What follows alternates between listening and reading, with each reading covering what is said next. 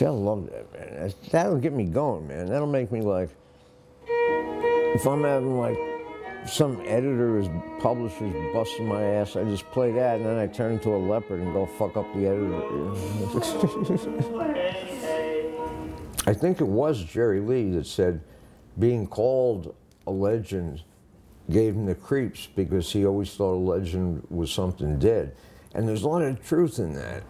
I think what makes them legends and what they've accomplished has been so enduring and influential that it's almost escapable.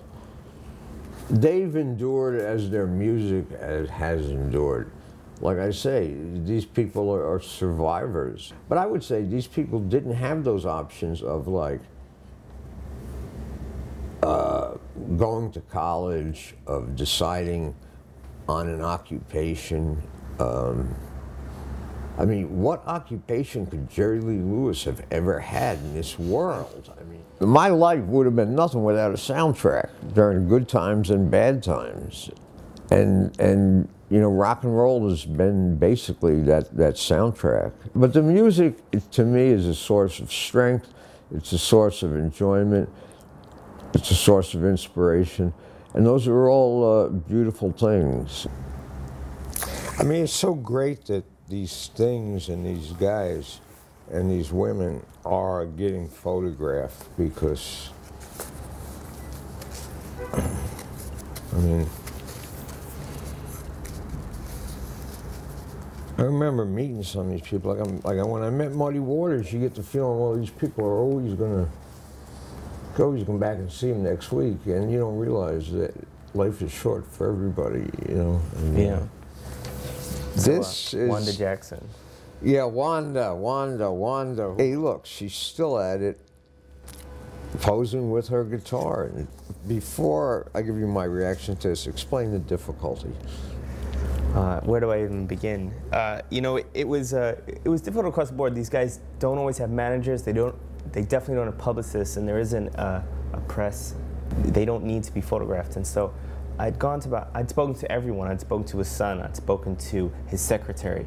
So I figured I'd just show up, and I walk back there, and I get ushered into his dressing room, and it's just him in the dark. And he's like, sit down next to me, and he has these huge hands, and I shake his hand. I'm like, it's such an honor to meet you. I'm working on this project. I would only need 2 minutes of your time.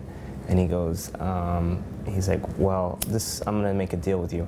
I'm gonna invite you up on stage in the middle of the show, and I'm gonna let you take 2 photos, and I'm gonna look at you, and that's it. And I was like, well, it's not really what I do. You know, we're doing this thing, and we're photographing all these people. And he goes, so I'm gonna give you 2 photos. And then he just slapped me on the leg, and he goes, all right, get out, kid. And that was kind of my Chuck Berry story. Well, if you looked at it from the outside and saw it happen to somebody else, you'd sort of think it was funny. Well, I don't know if you waited or just got lucky, but the sky is right, you know, and I've always loved that idea of the crossroads, which actually goes back thousands of years, you know. It's like, I mean, you know, this was poetry. And there's like another crossroads, Chess Records. I mean, the stuff that must have, we know what came out of there, but what went on in there. Well, here we go. Sonny Rollins, upstate, at his house. Sonny Rollins, man. You know, great stuff. I mean, he was a real thing. You know, this, I gotta say one thing, man. This is a great one. But all my life, Jerry Lee Lewis is the only person I've met who egomania suits. You know, like with anybody else, it's like, get out of here. With him, it's like, it just suits perfectly. Yeah. You want to hear, okay, now you got to understand, I got like every record Jerry Lee ever did, released and unreleased. You want to hear my favorite one? Definitive one. The definitive one. If someone was to ask. What does rock and roll sound like? What record? Okay, well, it's going to surprise you because it's going to be late in his career.